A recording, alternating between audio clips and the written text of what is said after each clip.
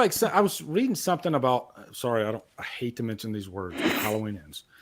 I'm so stupid. I go on the forums and I read. Agreed. You know, and if you don't like a movie, that's awesome. I'm not going to argue with you on that. But if you hate a movie, but then you list a reason that completely, it's like you didn't pay attention to the plot, then I got nothing for you. You know what I mean? Because this guy was just like, Myers getting his ass beat by Corey, and I'm like, sigh. This has been explained I don't know how many times, and I think a lot of people that complain about that scene, they know exactly what it really is, but they just choose to pick a scene that pisses them off anyway. Yeah, I don't know. It's really weird. Do you ever like? Does that even count if you hate a movie because of reasoning that doesn't actually involve the plot of the movie? Like you missed the point.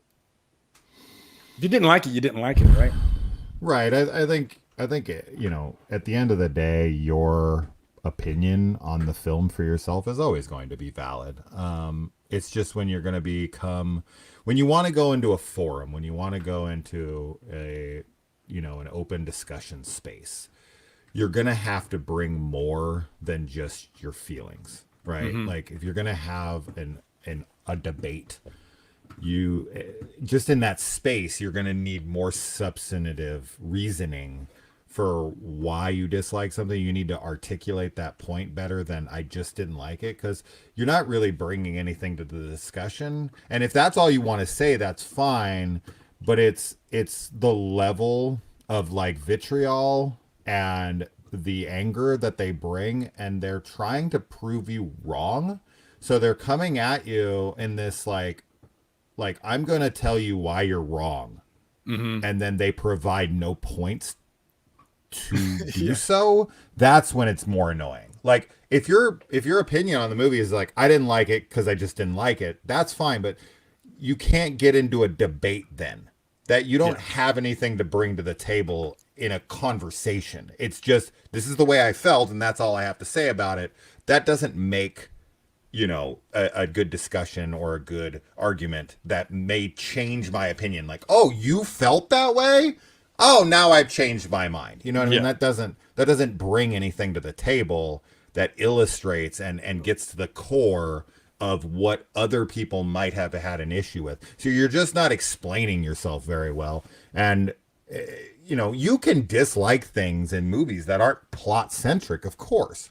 Yeah. Right? Like, we all have the tendency to dislike character decisions, whether they're believable or not. We talked about this last time where people, in reality are scared. They make dumb decisions. And we as the audience who are sitting safe in the theater get to, observe that and be like, oh, come on, you should have done this. You should have just went and got a rocket launcher, something stupid. And it's like, you can dislike that and that can irk you. And it's not because, as I've said a million times, character decisions are not plot holes. No. And that's something people really need to start to understand the difference between. Like, oh, this plot hole. And I'll be like, what's the plot hole? They would have never went here. They would have went here. That's not a plot hole.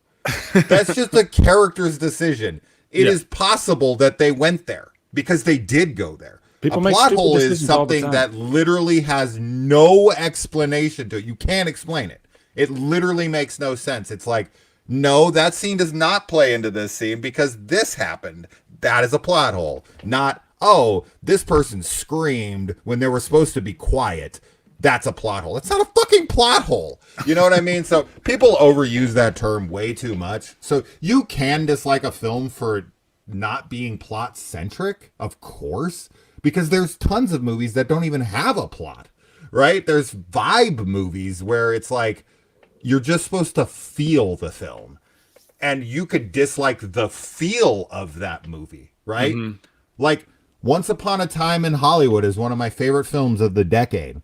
Yeah. There's not really a plot to the movie, right? No. It's just a hangout movie. It's a day in the life. It's DiCaprio and Brad Pitt's characters, Rick Dalton and Cliff Booth. Like, it's just them kind of living, right? So your problem with that film might be that there is no plot, or your problem with the film might be that you don't like the characters, and none of that's plot centric. So you can have an issue with things that are outside of the plot and it be totally valid. You know what I mean? But you have to come with some kind of argument that can resonate on a level that is tangible outside of your feelings. Yeah, it's almost like you didn't pay attention to the film. And I think this is something that we all have probably done. You say you watch a new movie, but you don't pay attention to the new movie because you might have somebody sitting next to you that wants to jabberjaw the whole time. And then after you watch the movie that you didn't really watch, you take it upon yourself to say it sucked and I hated it. And but you didn't really watch the movie. You know who I've done that. famous? I'll admit I've done that before. I've said, you know who's famous for this? I don't really talk about her much, but my mother, when I was a kid, my mother used to do that. And it drove me nuts. She talked through the whole fucking thing. She wouldn't pay attention. And then at the end, she'd be like, I didn't make any sense. That was a dumb movie. And I'm like, you were out of the room for half the film. Yeah.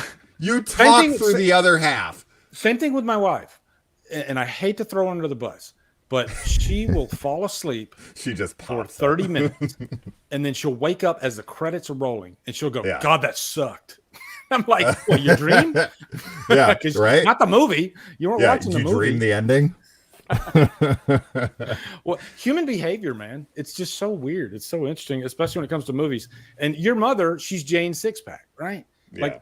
Like, I had this roommate one time, and we were going to watch The Ring. So that's kind of like timing around when this happened.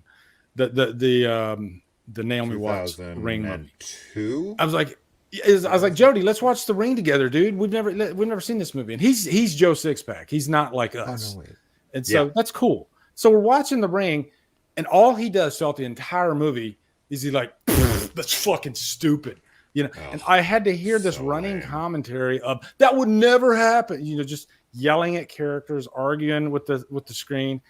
I got pissed off. I was just like, Jody, what the fuck? I'm trying to enjoy this movie. I couldn't enjoy it whatsoever. Have you ever been in that situation? It's like annoying.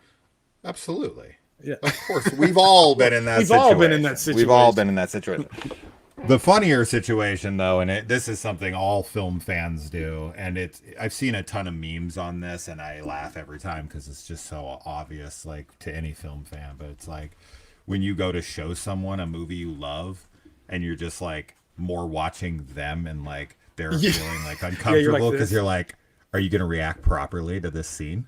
Are you? The scene's coming up. You tap them on the shoulder. Hey, pay attention. Pay attention. This scene right here. Look. Yeah, watch now. Now you need to be paying attention to this moment now. Put your fucking phone away.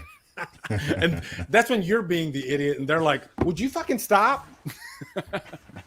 For sure, yeah. I can't watch we're the guilty movie of because that. you're pestering me.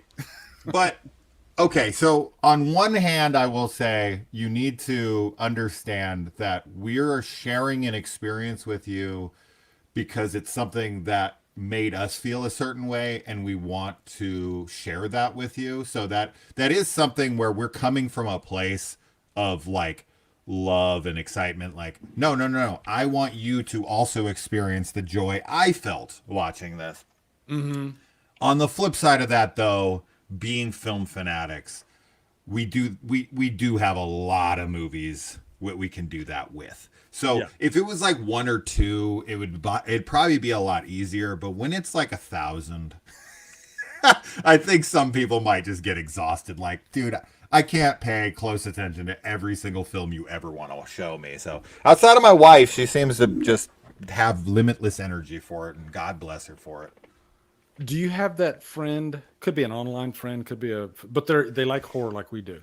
But it's a 50-50 shot. Like any movie you recommend to them, you have no fucking clue whatsoever if they're going to like the movie or not. Yeah. Cause like, I think me and you might have, I think we're on the same plane, but there's sometimes I'm kind of shocked. I'm like, damn, I thought for sure Jason would like this and vice versa. So I thought for sure he would hate this.